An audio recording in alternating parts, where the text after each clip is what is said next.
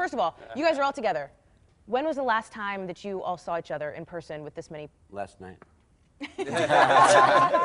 Well, Josh Wiener wasn't there, so that was a really good night. Josh wasn't there. But Richard didn't notice. No, and is Josh here? Oh, It you was didn't the notice that. last day of shooting. Well, for me, it was before wasn't that. there. Yeah, But the last time I saw all these people together at once was Oh, yeah. the end of season 4 of The West Wing. Right. And we were all crying. I always No one forget more that than me. Aaron wasn't there to the Thanks. very. No, it wasn't. Because the writing remained exactly the same. No, I'm just saying, like, I never separate you from the show ever in my mind, so I don't, like, you're always, you know what I mean? We were If- still living Yeah, it just running doesn't, around. I always forget, because it was. I noticed. the chambers of your mind. It's my third album. But it has, so it's, yeah, it's been like, is it 14 years, 13 years? Since we went on the air? No, since you we left. saw each 17 other years. all Oh. together. Yeah, 13 years. Does it feel like 13 years? I mean, does it feel like that much time has gone by? It was like 12 to me. When you look at some of us, Maybe like 11 and a half. I don't feel 12. I feel odd numbers. Yeah, I don't feel Crooked I'm numbers. Like not an saying 11 that. or a 9. Yeah. In one way, listen, we've all done a lot of things since then. So in that sense, it feels like a long time. But we were also together for a very long time and very close together. I mean, physically on a soundstage. Kind of like this. But yeah, but moreover, you know, in a trench together, doing this thing that we really loved. So what happens is really you walk onto a soundstage and then you walk off again, and it's several years later. You don't know where the time went, but you spend it with these people. And to me, everybody looks exactly the same. Nobody's, you know, Bent over yet. yeah. Besides Brad's gray hair. Yeah. oh, Which looks very elegant, though, wouldn't you Yeah, say? yeah, Very yeah. You handsome. see? Yeah, you look like the most interesting man in the world. It's, it's snowing on the mountain, baby. Silver Fox is really the look that you would go for. Thank you. That's, silver anyway. When you come together like this, I mean, when you look back on the show, so it's been, what, 12 years since you guys have seen each other. It's been 10 years since the show went off the air. When the show first came on, you have all talked about it, there was not an appetite for political television. I find it amazing that I remember there was resistance for a lot of reasons. This show was not, you know, oh, this is going to be our huge hit for NBC at all. There was a lot of resistance, and a lot of it was the notion, there's a lot of idiotic thinking in Hollywood where sort of a genre, you'll dismiss a genre. You'll say baseball movies don't work. And it was very in the air that political shows don't work. And it turns out that bad political shows don't work. But you can see what a rich genre it is, because now you have Scandal, which is a soapier look. You've got House of Cards, which is Macbeth. You've got Veep, which is a comedic look. It's an incredibly rich environment that's full of theatricality and conflict. And you have this election cycle, which is, you know, like Veep, a very satirical look at the real world. Yes, you're right. In 1999, when the show went on the air, shows about, like Josh was saying, shows about politics, Washington, they were anathema on television. This one, no one expected that the fate of the show was going to be any different than those other shows. When I say no one, I mean at NBC or Warner Brothers, our studio. And as a matter of fact, when the show tested, it did not test off the charts in front of an audience, but what NBC and Warner Brothers did was they started inventing new demographics that had never been tested against before. They invented them just for this show.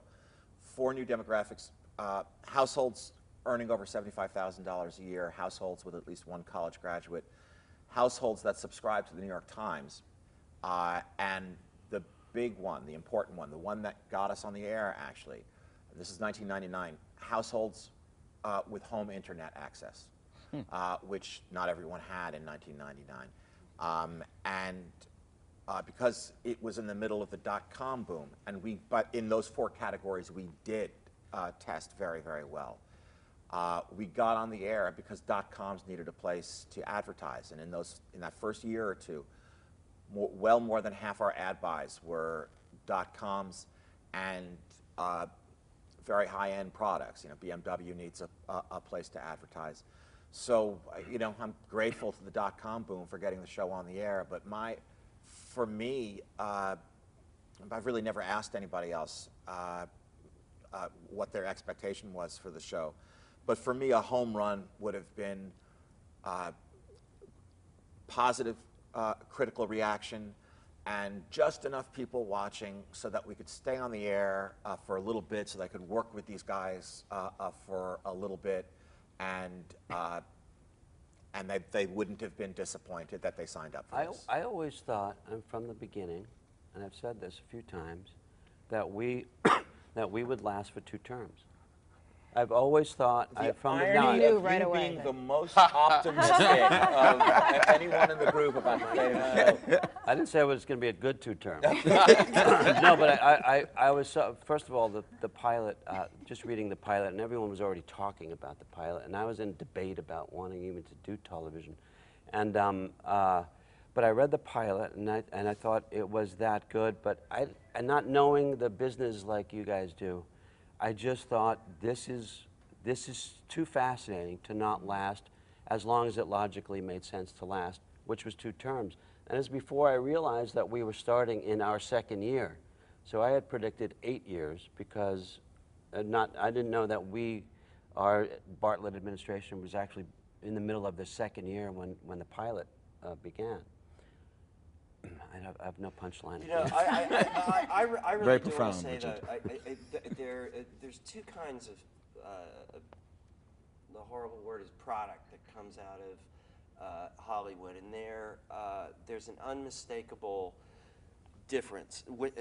It was very clear that Aaron is writing assuming the audience is as smart as he is. And he's trying to write a story that excites him and thrills him. Same is true of David Chase.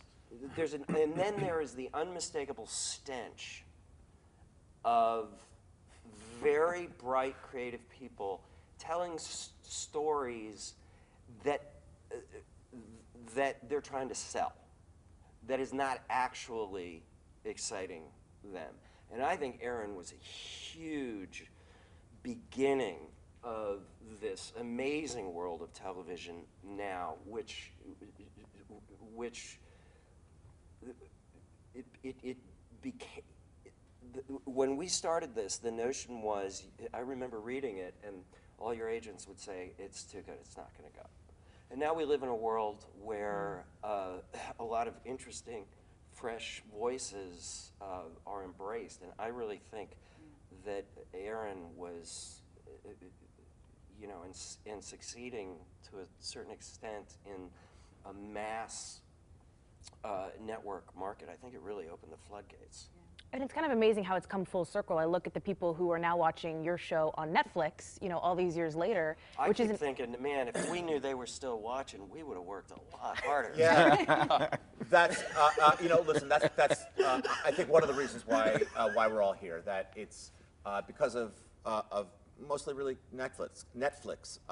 It's not that the show has extended its life. It's that the show has been born all over again.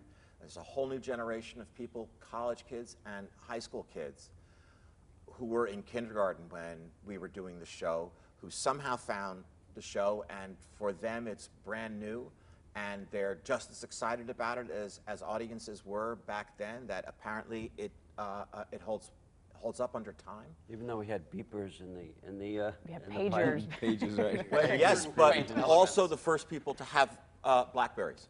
The actual White House staff at the time, I can't. It was season 2 or 3. I can't remember what They were upset happened. because they didn't have them.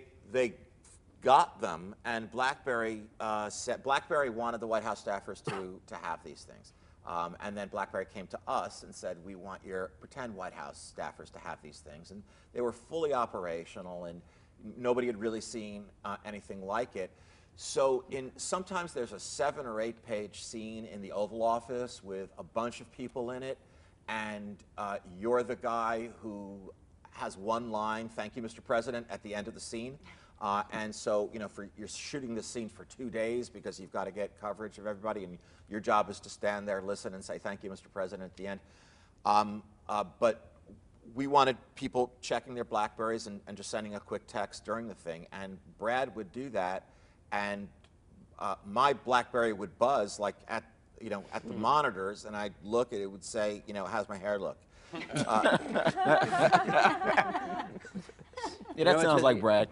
What's interesting now is that I created a thing for Toby, which was to always check his little notepad, which nowadays it just makes no sense. Yeah. Right. But in those days, you could have if tactile. we were doing the show today, I would still ask you to check a notepad because it's just such a beautiful, and you really had your way with that notepad. You could flip it with, I did, yeah. First one year hand, you flip had it and closed wrote- with one hand. And all my lines were in it, which was very essential. In the pilot, you had like a chalkboard that. I carried actually a sandwich board of notes. You talk about the next generation of kids kind of growing up and watching the show and connecting with the show now, but did you guys have experiences where people would come to you and say, "Hey, you inspired me to get into politics"? I feel like Are there's you so many of those kidding? That happens all anecdotes. the Yeah, time. I mean, what Here's does that mean when you look at that and you Here's think, a- gosh? Here's an interesting analysis of that. And I used to insist that we really weren't having an effect on the political world by evidence of Bush winning the 04 election, actually winning the 04 election as opposed to not, and winning by quite a big margin. And I was thinking, we're having the opposite effect of what we would maybe like. And then in 2008, going around the whole political scene and going to the different debates, which I did that year, and I was campaigning for Joe Biden at that time, and all these Obama people, the entire army of the Obama, the foot soldiers of the Obama team, would come up to me at these venues and surround me and say stuff like, "Do you want to meet him? Do you want to meet him?" And I would go, I was afraid to meet him because I didn't want to switch allegiances, and I love Joe. And they would say to a person, and these were all young people, "You are the reason why we're doing this." And then when the election happened and Obama won, and I go back and realize, especially in the primary season, it was the caucuses that really made the difference. It was those foot soldiers that made the difference in those caucuses. And possibly Obama doesn't happen or doesn't win had it not been for that influence. Now, We also have among us an example of somebody Yes. who went from being an integral part of the show for its entire run to real life. Getting involved in actual work, politics. right. So, Big girl grown Yeah, up. Melissa, you should take Public you service. should say a word about what you're doing. Actually doing things for other people. well, and I want to talk about that, Melissa. Was your experience in the show, like connect that, the experience in the show to Justice for Vets and what you're doing now? Well, it has quite a connection, and I think certainly working with this group on a show that had such an important, I feel, social value and social impact, and really celebrated men and women who use their time and their talents for the greater good of our country. And I think you can't be around that every day and reading those incredible words and working with these incredible people, bringing these people to life without having it affect you in some way. I mean, I've always been part and been involved in public service, but certainly this elevated my opportunities as well. And Martin Sheen has been very active in the drug court movement for over 22 years. And I think we can all agree that his example of a march towards social justice was very powerful, and a powerful example. And he got me involved in Justice for Vets in 2011, and I was also producing a documentary on returning veterans. The other thing I want to say is this group of people is a remarkable group of people, and there's been nothing that I have done that has been important that they haven't supported me on. And Justice for Vets is one of those things, and they have all been unbelievable supports and been part of a public service video that we've done and had a huge impact on this movement. You know, it is criminal justice reform in action. It's honoring veterans, and getting the word out about it, I think, is the most important critical thing, and these guys have made that happen. That has to mean a lot both personally and professionally for you. I'd imagine. Absolutely, it does. I mean, and it's it's so much fun. Look, we did a benefit concert in DC a year and a half ago, and Janelle and Allison came to do that, and it just was so fun to mix both those worlds for me, the things that I love and care about and the issues and causes I care about, and the people I love joining me on that journey. It's just been the hugest gift. And you know, it's worth mentioning when Melissa says these guys, she's referring to a lot more people than just us. First of all, Martin Sheen, Allison Janney, John Spencer. And Rob Lowe were not able to be here, and our friend John Spencer passed away in 2005. And Catherine Houston. As well as Catherine Houston, as well as dozens of people who were great recurring guest characters on the show, like Anna Devere Smith and John Amos and Stockard Channing and Emily Proctor, and I can go on and on. Mary Louise Parker, Roger Rees, who also passed away, and then Carl Malden, sorry. Oh, we could do this all day. Carl Malden, Ed and Larry, whoever played those guys. and then Great on the podcast. and then about 100 people on the show. When you talk, we do, all of us get sort of, I think we are very grateful when people who are doing the real work come up and say, it's really is overwhelming that, like, you really inspired me to get into politics. I had a funny thing. I was in D.C. and this kind of exhausted looking guy was obviously a staffer on the Hill. And he goes, hey, I just want to tell you, man, that your show, that's the reason I went into politics. And I was in sort of full actor receiving compliment mode. And I was like, oh, thanks. That really means a lot to me. I really appreciate it. He says, I hate you now. Yeah, now I'm going to kill you. He said, actually, I'm exhausted, I'm broke, and I don't think I'm ever going to kiss Mary Louise Parker. Probably not. Probably not. Janelle Maloney. Or Janelle Maloney. Well, so for you two, I mean, that's actually a nice transition. You had possibly the slowest burn romance in like the history of it. Yes. Was there ever a point where you just said, oh my God, like let's just do this already. Let's just close the, open up the lid and On or off camera? Either way. talk about your romance and just how long it, the development of it. I mean, you stopped it.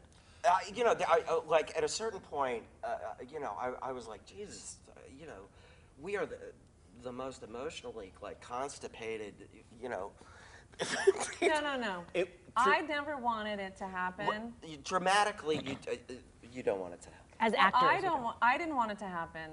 As a human being, Because I understand, Janelle. I felt like the moment I was not either his assistant or this person that was on another side of the world from him romantically, that we could never make it to each other. And once that tension was broken, I was afraid I wasn't going to be on the show anymore. For the longest time in the beginning, I thought, oh, please, don't make me the romantic interest. This has to end. Because then Donna gets fired, Donna goes away, and another assistant. I said, no. There's nothing more boring for an audience than consummation, right? It's also So true. I don't agree, actually. The answer to your question is that's entirely my fault. I wrote the show for the first 4 years.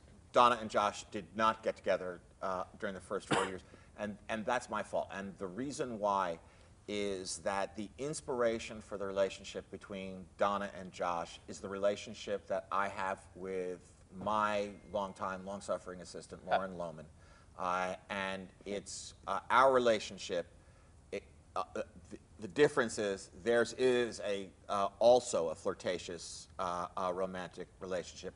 Mine with my assistant, is not. It's a big brother, little sister relationship where she calls me a knucklehead. And it all because that was just in the bloodstream of it, even if these guys didn't know it, and even if it wasn't on the page. If I were to do it, if I were to have Josh and Donna get together, to me, personally, it felt slightly incestuous. But I know now, looking back, and if I had it to do over, what I would have done First of all, I should tell you that I'm very proud of everything that we did together, but there isn't a single episode that we did that I wouldn't love to get back and do again. If I had it to do over, sometime after the second season, I would have given Donna a promotion, gotten her off of Josh's desk, so now it wouldn't have been, so to speak, such an such an inappropriate kind of thing, and I would have let them have a relationship. And there are really good writers have proven to me that you're wrong, that that interesting things can happen after that. Cheers happened. Yeah. It's interesting, though, that you had that regret that if you would go back and do it again, you would change it. Would any of you do something differently? Would you go back? I don't want to shoot another scene from. It's too hard. You know, the thing about doing Aaron's work, which I've not experienced very much since, which was very Because he hasn't hired you? which was very frustrating for me. Which is that every single episode that this man wrote or rewrote somebody else's had the potential of touching brilliance. Or just being purely brilliant. And I don't know how you can express how difficult that is when you see that on the written word and you go, oh my gosh, this can be here. And then every episode of every season that we did had that potential. And you can only reach brilliance once or twice. You know, I mean, it only happens so often where everything comes together so you actually reach that potential. For me, it was quite frustrating to always know that we were right there and always having to strive for that, as opposed to some of the other work that I do, which is, oh, I can just show up and play and have fun. You never talked about that. Me too. To me, there is nothing more agonizing than the almost great episode. Well, it's like it's like you're getting this great pitch to hit, and you foul it off. Or you hit, or you reach the fences. Or you cast, Josh Molina. Yes. But this is why, I'm totally comfortable with that. You're not wrong. this is why the show, I think, was so good. Because there was never a moment where anybody dropped where the bar dropped and anyone gave up. From the moment that the show, the first scene to the final, when the curtain came down, we were still saying, Brad, did I get that? Do I need to do that again? There was never one day, I feel like. And in television, you have you have to compromise or else you cannot get the show done. Everybody has to compromise a little bit. But we wanted to make it great every single moment. Well, you say when the curtain came down is an apt metaphor because we approached it like a little play, and I think we felt like a theater troupe. I have to You're say, what Aaron did, 4 years, 22 episodes of a very complicated, culturally complicated, personally complicated, verbally complicated, politically complicated show. The equivalent of 11 feature films in 9 months.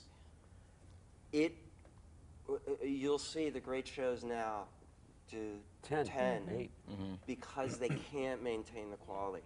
What he did will never, ever, ever be done again. And by the way, and it's extraordinary. And any writer who's around great writers, you are so grateful and I mean, he's 4 years of twice what anybody does now. Keep in mind the first season he wrote 44 hours of television because he was writing Sports Night.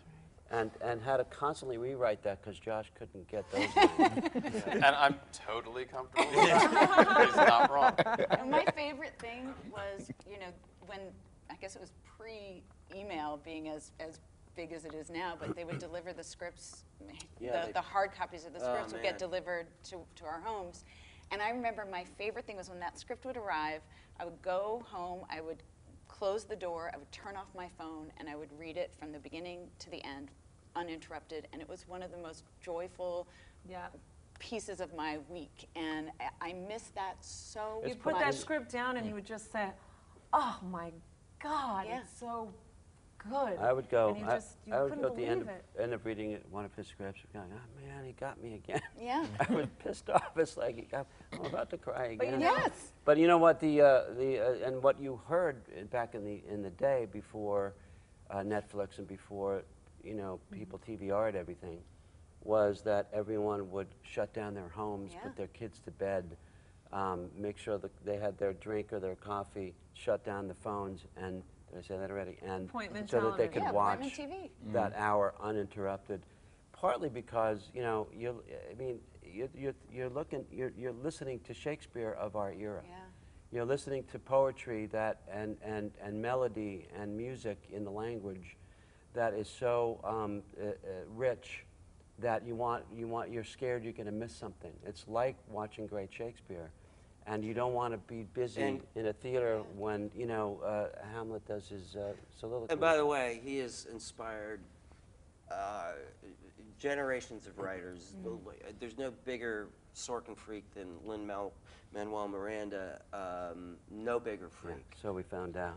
Yes. It's quite amazing. Yeah. He loves West Wing. He loved. It inspired Hamilton. He says to us when we've gone and visited.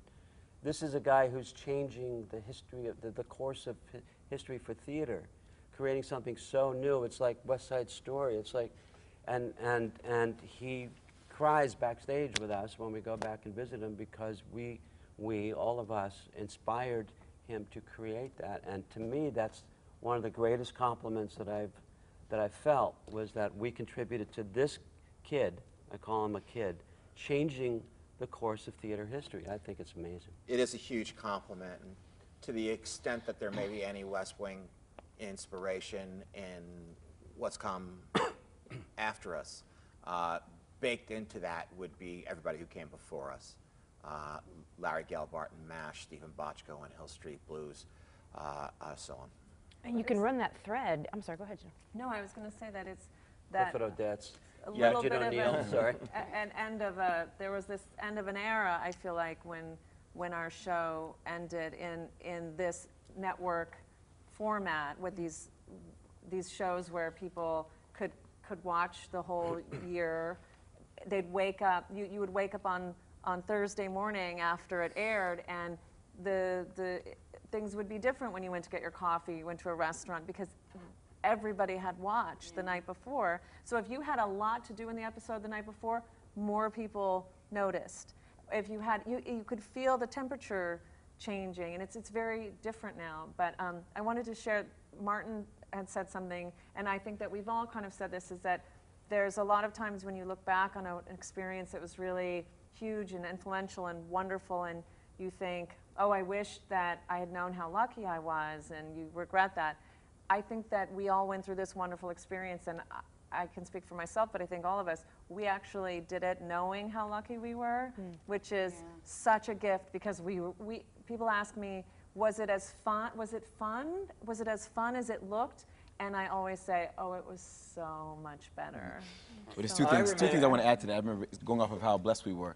John Wells, like I think our third or fourth time winning the best drama, we're walking up the stairs to the steps, and I still remember, this was my first show, and he was like, with a big smile on his face, enjoy this. This does not happen.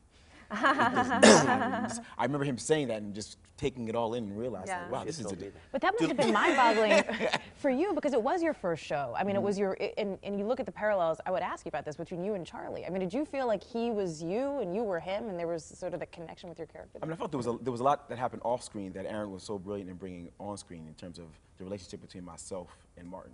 Because for me, Martin was a father, he still is a father figure to me. I think Charlie looked to the president and was inspired by him and wanted to step into those shoes, and Martin did the same thing for me. I don't know if I'm as earnest as Charlie is, but I You're think not. He's as classy, he's as classy as Charlie is. Thank you, Richard. Thank you, let me add Richard. something. Let me Thank just you, add And it's Richard. kind. Let me just add something to what And the same height. What Delay said. Same height. let me just add something to what Dulé said, because one of the joys, or one of the great benefits of doing television and having a writer such as Aaron, and I think Aaron used to say this, he likes to feed off of the energy or what happens on the set. One of the reasons why scripts came a little late was he was always feeding off what was happening right before. And so he took a lot of what we personally bring to the table and used them as our you know, as any great writer does, uses whatever's in front of him that works. So, you know, there's a reason why Toby was a Yankee fan. You know, there's a reason. Well, I think it's a really sort of unsung part of Process. What makes your writing amazing on television is that, like, I saw you not only a Yankee fan, like, he picked up on a dynamic going on that we're like. Between you and I. Yeah, but you know, personality dynamics, and Aaron's instinct, and I think for young television writers out there to sniff out what's kind of honestly going on between the people, and in the best sense of the word, exploiting it. I mean, I remember realizing, wow, he's really exploiting everything that's happening in a good way. Which, in the same way, an actor, a good actor, not Josh, might. I was going to say. Are you comfortable with that? And he's completely comfortable with that. He's completely comfortable. No, you know, you use what's going on. It's an aspect of his writing that I think. I think But it's an authenticity too. I mean, right? That's what it all comes from. Yeah, and I was going to say, I said this, and I remember Josh has a wonderful podcast, and we, and I As I was, opposed to a career. see, there was a line, I'm and I on feel a like hit show it set was in like a DC, little bit like over. Brad was 16 years ago. Yeah, there you go. I don't remember what I was going to say. Sorry, Lyle. You were saying about my wonderful podcast. I was saying that I you know what? Sorry, I totally forgot my point. But I think it was that's good. funny. my point. It was going to be wonderful. Brad ruined it. Let me please just say quickly, because these guys, and it's, I mean, I've just been sitting here with my head down, being flattered by people I love and respect. We all want more jobs. Well, that I brings think me you to just what I said was going your to say, thoughts out loud. The which was reunion. that yes, we did know at the time how lucky we were, and I remember Brad once saying, no matter what we do from here on, this is the first line of our obit, and first of all, I'm okay with that. I really am. But second, I don't believe that any of these people have done the best work they're ever going to do yet. I think that When are you going to write it? they're all in the middle of sensational careers, and some of them were in the middle of sensational careers when they started doing the show. Some of them were at the beginnings I of was in a sensational careers. hostessing career. Josh, Next question. Josh, Don't let him say whatever's coming. No, ruin the rhythm, ruin the rhythm. Next question. Josh Yes, you were saying, Dulé. certainly couldn't get worse. See? No, and Aaron was about to say something wonderful, and then I'm sorry. That's we have more. Welcome to a day of the brilliance West in us. Wing. Yeah. Yes. Is this what it was like on set? Yes. Are you Once amazed I that we joined. got anything done? You know, one thing We were actually serious until Josh. it wasn't great. This show came out of the New York theater. Let's not forget that. This was a playwright. This was a bunch of actors who came out of theater. And I always say, like, somebody said, you know, how do you get Allison Janney? You know, you take an incredibly gifted, talented person, you make them do 8 shows a week, you don't let them be a star for, 6 years, do 8 shows a week, and then you get Allison frickin' Janney. Mm-hmm. And now between us, she and I have 6 Emmys.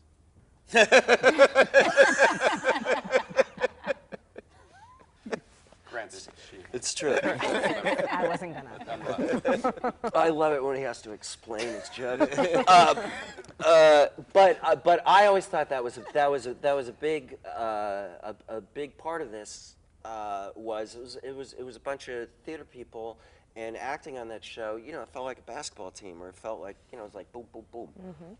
And I think you need people who know how to. Part of throw that was around. that we created a culture, or insisted upon a culture. At least I did, and I think you did, and Josh, not Josh, but John Spencer, No, and not Josh.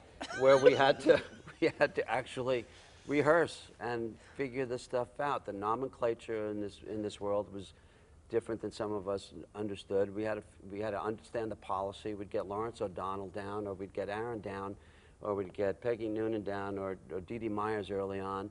And so, what is, you know, there was one episode where Toby solved Social Security. I still don't understand a word of that episode. You know, and actually Hillary Clinton wrote me a letter delineating 10 reasons why my plan won't work. Signed, Senator from New York. But we insisted on figuring it out dramatically, and we created a culture of rehearsal before the camera crew even came into the room. And that's part of the reason why I think we were able to elevate each other. Well, and also, when you're dealing with a writer, I mean, anybody of us having experiences now, you know, with Aaron, you dealt with him like a playwright, you know, it's like you don't go to Shakespeare, you go, you know, to be or not to be, that's the question. You don't, as an actor, next. go, do we need the question? Do we need to say?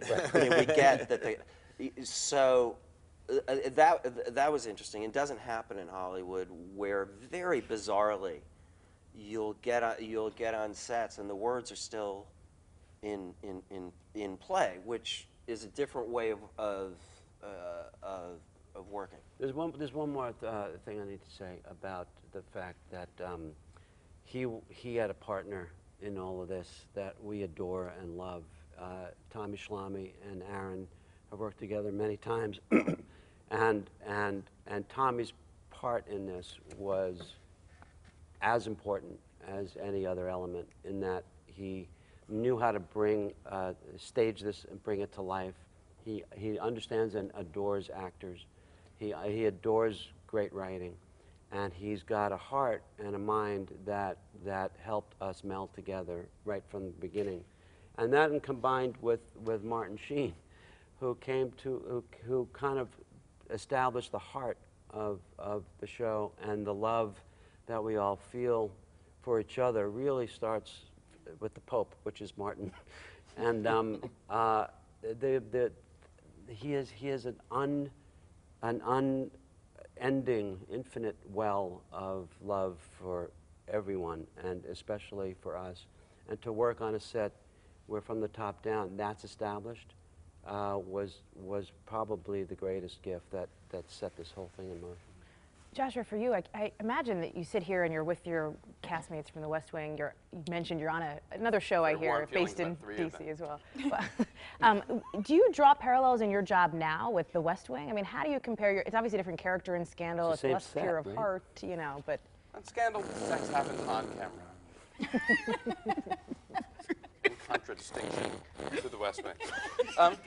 Yeah, well, look, I think one of the reasons I continue to exist in faux DC is because Aaron originally put me there. I know that Shonda's a big Aaron fan, and I'm sure she thought of me because Aaron first placed me there.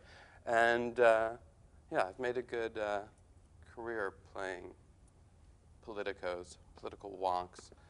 I'm the only person here, too, that actually weaseled my way onto the show. Everyone else organically earned their jobs. What's to do with it ultimately about a hamburger? What's that? Oh, let's not go that far back.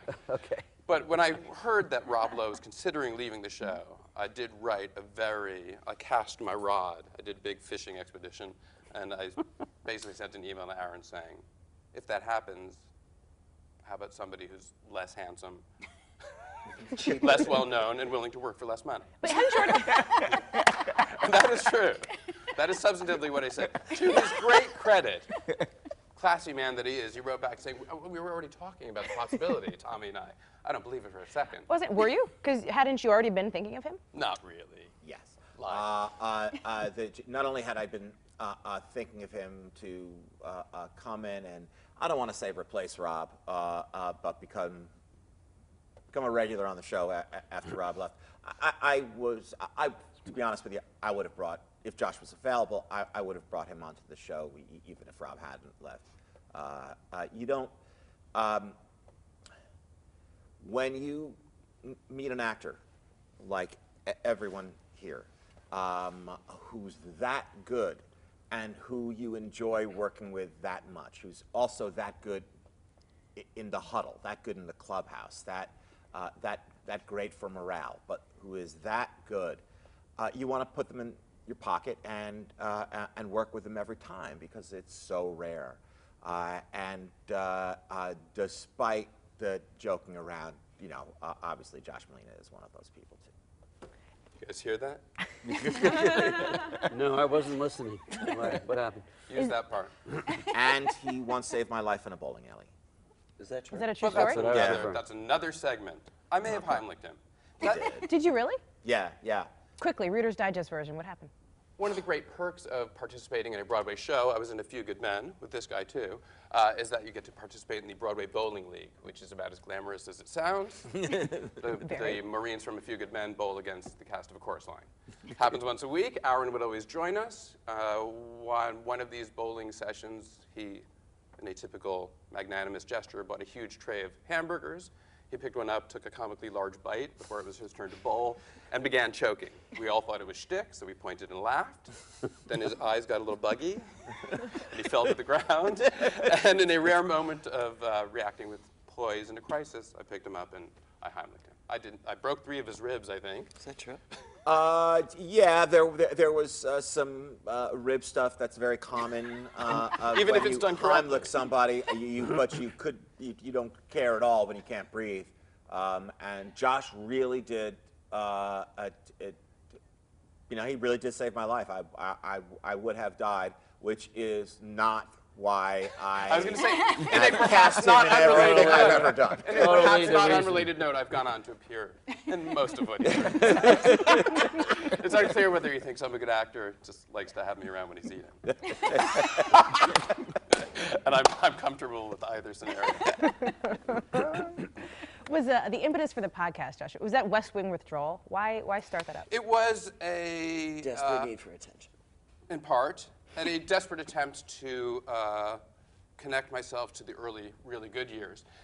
And no, the truth is, I was a fan of the show before I jumped on. Unlike these people, these guys really, when Aaron spoke about being in the trench, I really was not in the trenches. I jumped onto a locomotive hit show. You knew it was a home run when you started. It was a giant, already. incredible phenomenon when I was delightfully invited to be part of it. I wasn't there when anyone was checking ratings or wondering, I wonder if we're going to get another season. It was already a huge hit. But I was already watching it all the time, and I loved the show. And so I have a dear friend named Rishikesh Hirway, who is a super fan. He's about 20 years younger than I. And he's been saying to me, you know, as we were referencing with Netflix, there's just thousands and thousands of new fans every year. So yeah, it hasn't been on the air since 2006, but there's hundreds of thousands of people. Let's just you and I talk about the show. And so I was inclined to do it because I love the show so much, but I said, to be honest, I haven't rewatched. Super fans rewatch the show. Some people rewatch the entire series every year. So they've done it 5, 6 times. Rishi really knows the show. And he said, that's okay, don't be a super fan. Rewatch it the way we're going to ask our listeners to, and then discuss it with me. I'll be the super fan, you be the guy who has some, you were part of it, you know the people involved. And I said, okay, I'm going to do that. And then I went back and I watched the pilot, and I was knocked out. Even though I remembered it being great, I was like, wow, was it firing on all cylinders from the downbeat? So to me, it's been a delight. It's been a revisit to the great work of people that I consider dear friends. I did one of his podcasts, and to prepare, he said, watch the episode. It was in Excelsis Deo, and I put on Netflix, which I had never done, and I went, I got to watch the pilot. I just got so curious. We were good. Oh my It was God. good. It was so good. Allison and I actually rewatched it together about 2 months ago. That makes me happy. And I can't remember why we were, I guess because her boyfriend hadn't seen it. And we put it on, and I hadn't seen it in years. And it was just so much fun to watch it with her and to remember how young we all were and just how wonderful And the show was. the way that you know, again, a great writer sets up a world and a story just from that opening scene with John Spencer as Leo going around, and everyone gets introduced. You know, I think I was introduced in an airplane, complaining right. about Got some techno speak. complaining right off the about bat. about having to shut down my computer. Yeah. Which you wrote that morning, by the way. Thanks a lot. And but the way everyone was introduced was just so great. You know, just so perfect. It's a weird thing about it's a weird thing about television. Every show that people truly love, off the top, are you here? Well, we're one maybe. Sopranos, Breaking Bad. It should terrify the people who develop television in Hollywood. That if anybody in Hollywood had any idea that any of those shows were going to be a tenth as successful as they were, they would have been pasteurized and destroyed. You never would have met James Gandolfini if they thought that show was going to be a hit. You never would have met Bryan Cranston, Even Seinfeld. That's right. It's very interesting that, and we were coming because they actually because they weren't sure the show was going to be a hit, and also frankly because Aaron had some schwing. Your feature world. You're a guy who's willing and interested because there's kind of a condescension about going into TV.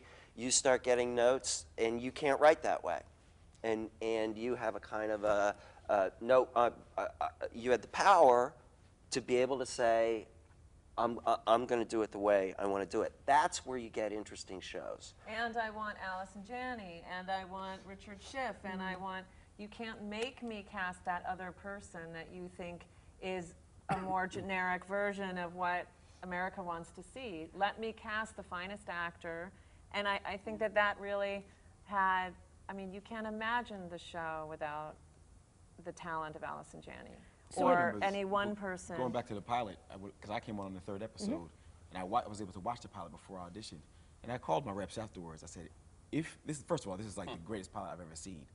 If they can do this every week, this will be one of the greatest shows ever made on television. The question is, can they do it every week? And to be on the backside of it and see what Aaron brought to the table, see what the cast brought to the table, and to be a part of that journey is kind of mind-boggling to say, wow, like, they did it, /we, but wow, look what they accomplished over all those years. They really put it all together. I didn't think it was even possible, but they did. So when you look at shows now, like Veep and like House of Cards and some of the ones we've talked about, do you think they would exist if it weren't for West Wing?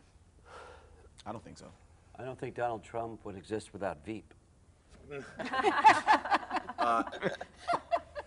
Those shows, House of Cards from Beau Willimon and Veep from Armando Iannucci, like I said before, those are singular creative minds. Those are very talented people doing that.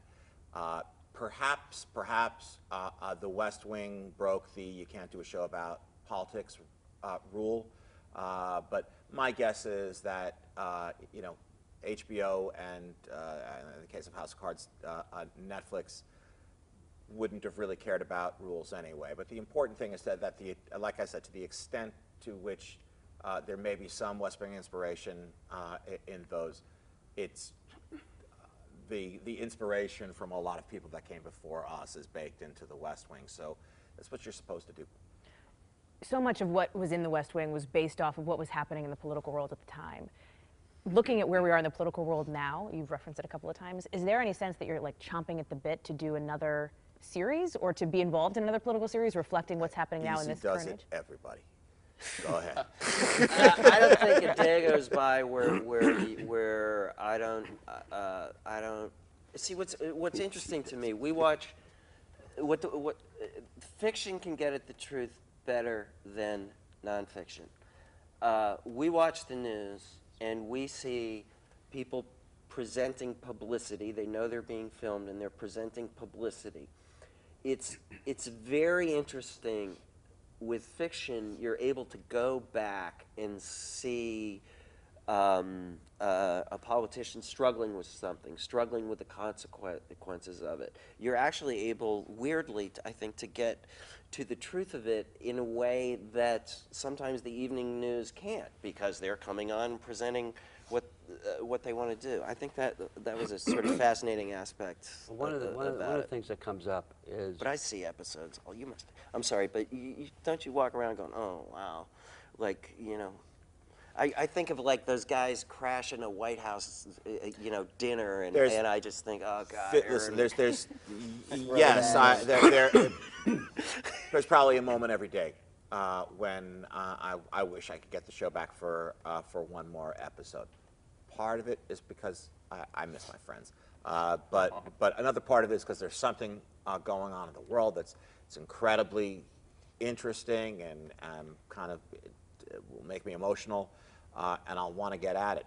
But interestingly, I wouldn't be surprised if I don't think that among Donald Trump's base of support, if you did a Venn diagram, there are probably a lot of West Wing viewers.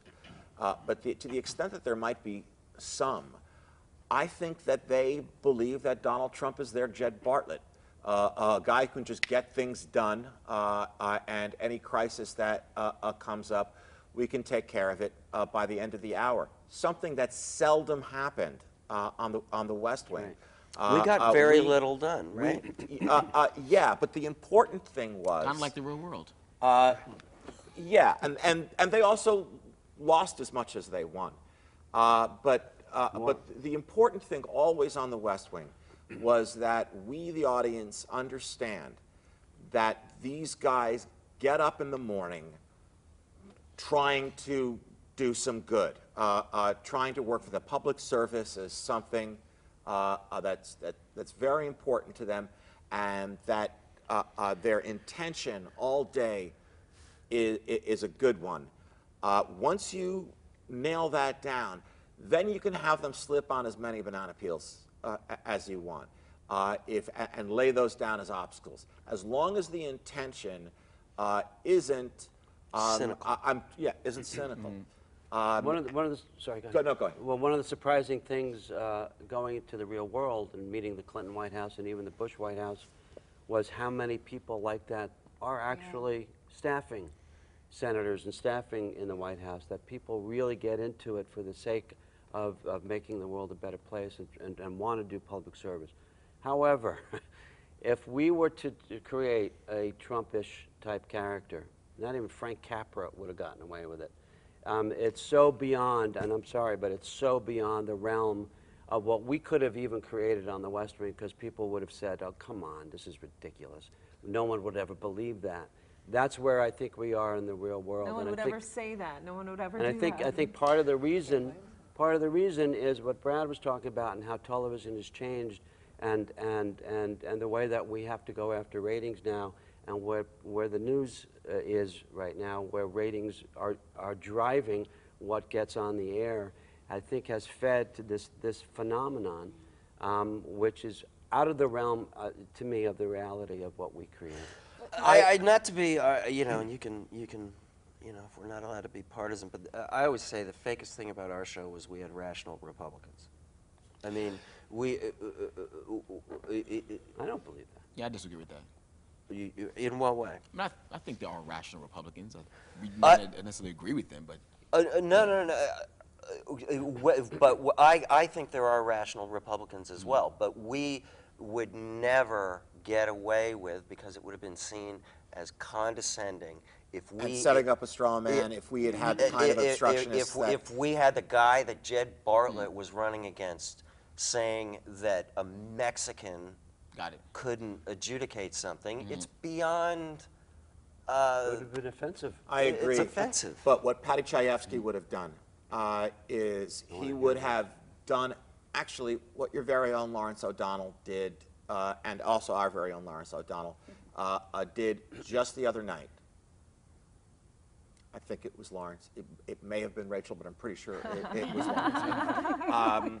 Our very own Rachel. He he gave reality television responsibility for Donald Trump, and not just because he became famous from The Apprentice. That isn't what he meant. And if I'm sure the segment is Googleable. But I would urge people to watch it. It's very interesting. I think it's very interesting. Being on a television show and being around politics, caring about politics, being a father, it's very interesting to me. Being a white person. No, it's very interesting to me that you can have an affair with an intern in the Oval Office. You'll be forgiven.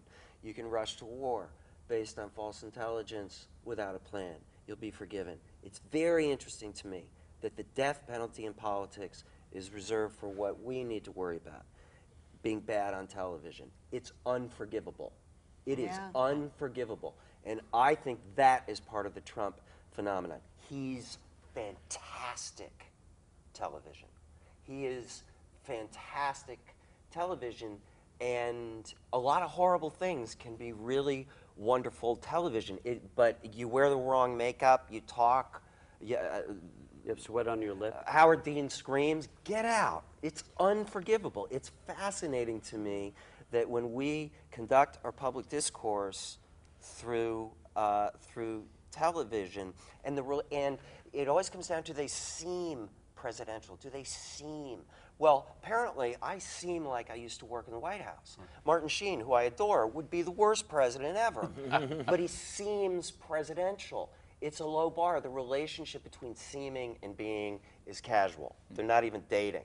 So it's weird to me that it is, and it's dangerous, that being good on television is, I'm telling you, Barack Obama, if he wasn't good on TV, he wouldn't have been reelected twice. And I have no respect for being good on TV. Neither does Josh Malina. Clearly. And that's what Josh was doing.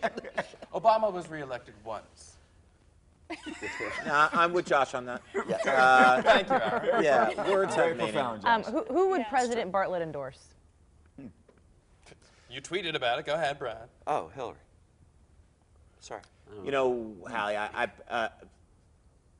He would not endorse Trump. Ever since the show went on the air, I'll get asked questions like that from reporters who want to have a little fun.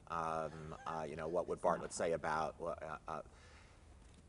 I have to tell you, and I suppose it is unfair for me to inject my personal feelings into this. Is about the West Wing. This isn't about me, but.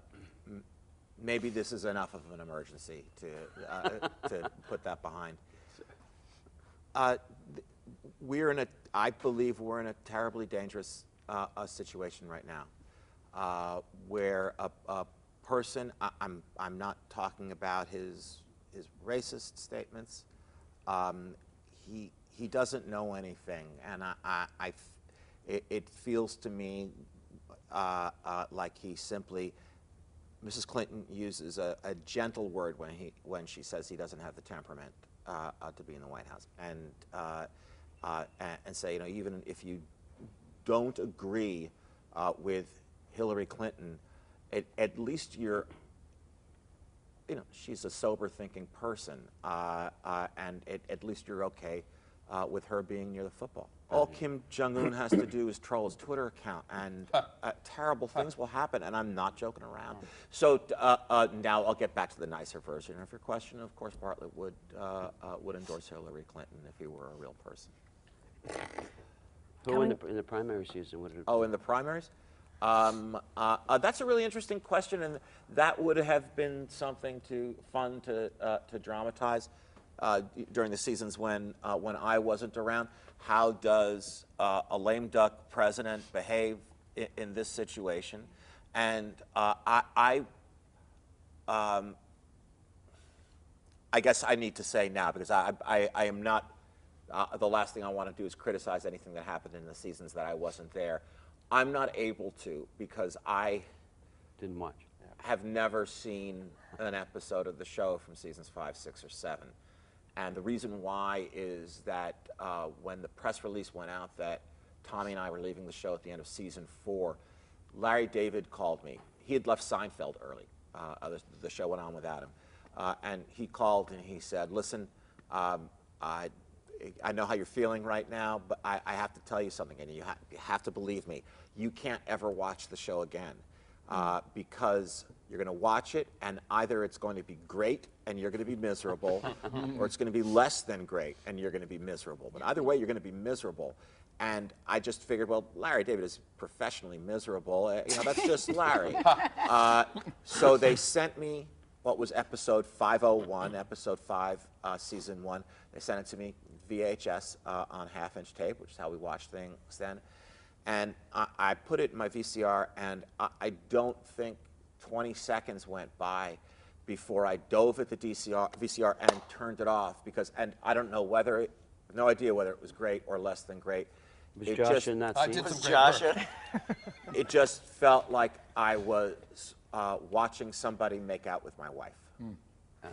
And so I couldn't watch it again. So a Netflix reboot would have to take place. I'm in talks. It would.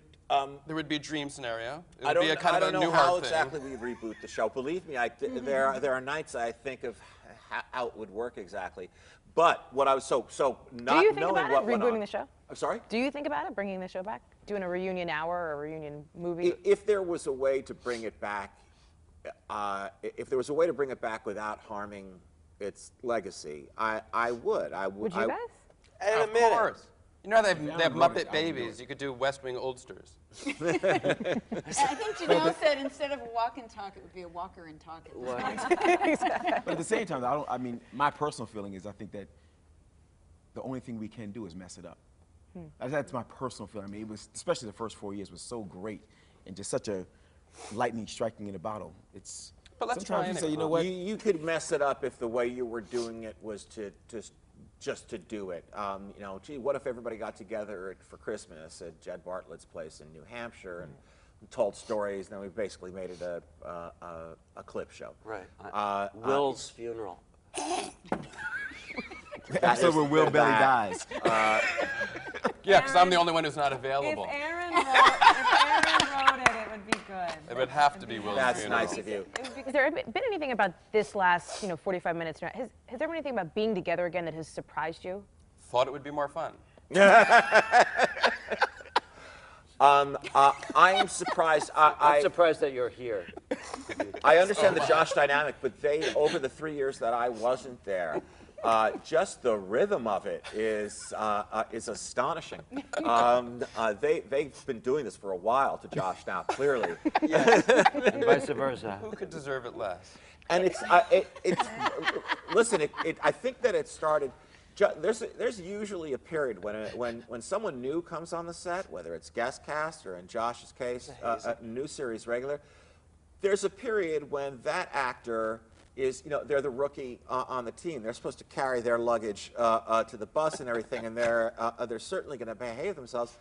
Josh came right on the set and was like putting Vaseline on CJ's Started pulling phone and pranks. Right. suddenly Knocking just people's scripts out of their hands. yeah. Writing "I'm a loser" in whipped cream on my car. And, and cicadas in Mary McCormick's I hair. did. I made almost the entire female cast cry at one point or another. Always. Yeah. Richard also, early in my A lot of tenure, these I'm hearing Richard about for the Schiff first turned to time. me and said, "We used to win awards."